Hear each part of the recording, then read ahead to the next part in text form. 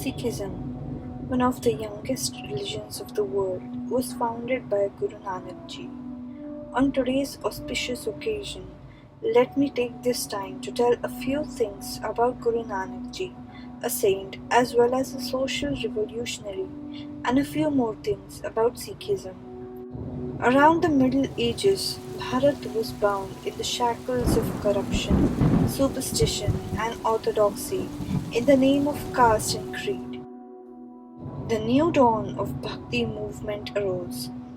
It led to far-reaching social and cultural changes as it stretched from north to south of Bharat.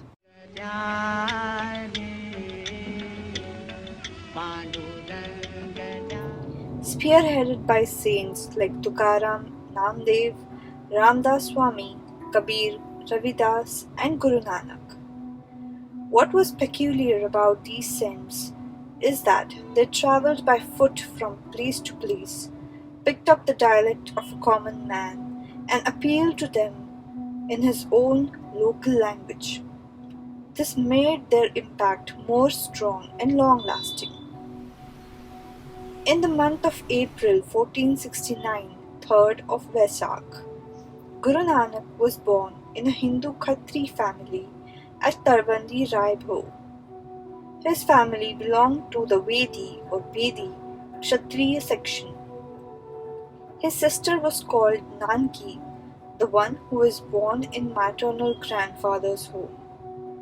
As a child, Nanak had a sympathy for poor and needy. He was not able to concentrate on his studies in school as he was drawn more and more strongly towards spiritualism.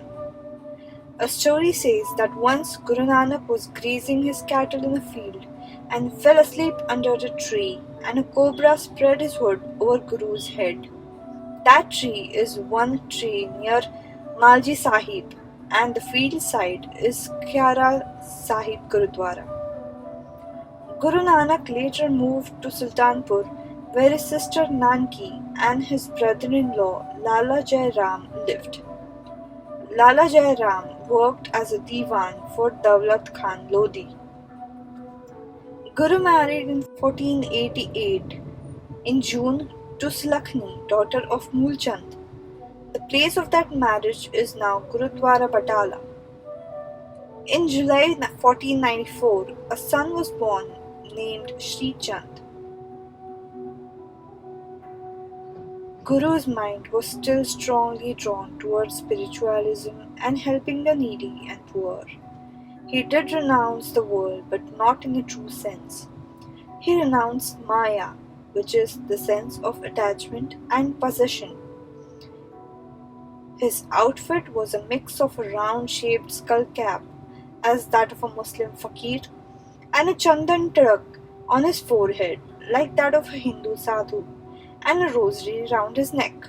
This made his influence on both Hindus and Muslims alike. With his appearance, he conveyed his preachings to all the masses that there is no Hindu or Musliman.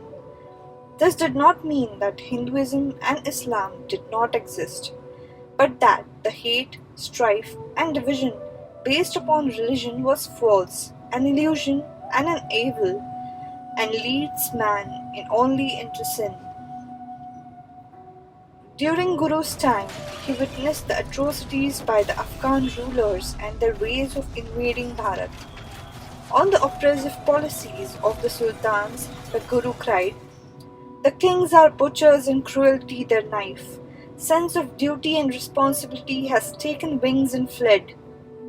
In later times came Raja Ranjit Singh, a follower of Guru Nanak, who amended an order to his kingdom in which he said that no one under his rule should practice high-handedness and oppression.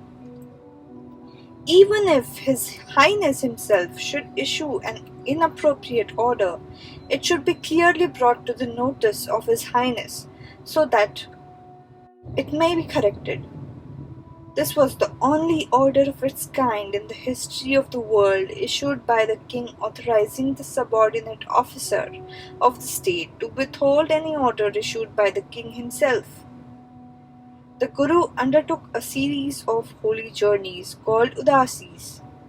the first Udasi, which commenced from 1505, where he travelled to Kurukshetra, Panipat, Haridwar, Delhi, Mathura, Vrindavan, Pilibhit, Ayodhya, Lucknow, Kashi, Patna, Gaya, and Jagannath Puri.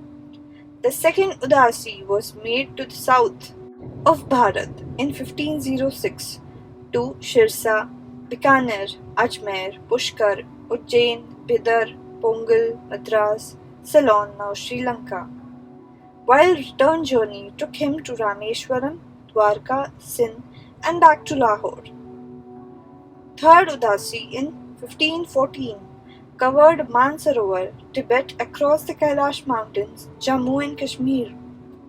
Fourth Udasi took place between 1518 and 1522 when he visited Mecca, Jerusalem, Damascus, Aleppo, Baghdad, and returned via Persia, Turkey, Kabul, and Peshawar. Around 1530, he gave up his Udasis and settled down.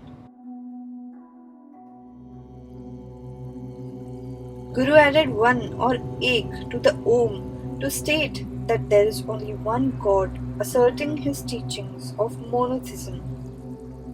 The Japji or Jap begins with one God who is true. Though Guru Hargobind and Guru Gobind Singh had to fight 18 battles, they were all defensive. To protect their people from the oppressive invaders and their tyranny and establish peace.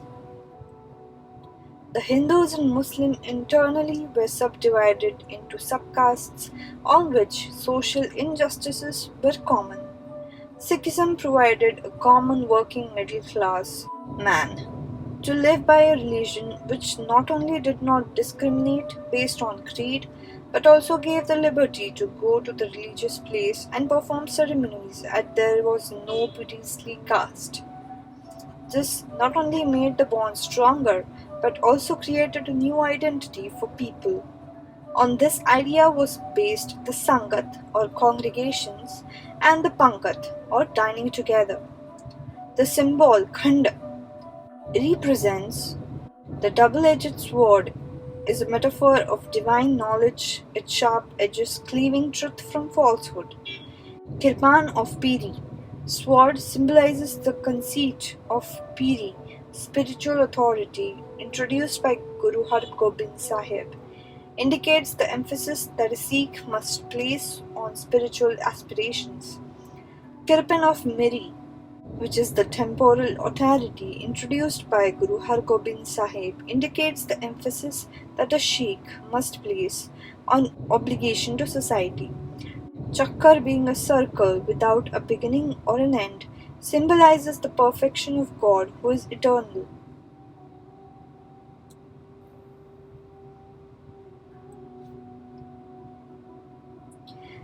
When past 50, Guru settled down with his family and some devoted disciples to the life of a farmer at Kartarpur on the bank of river Ravi.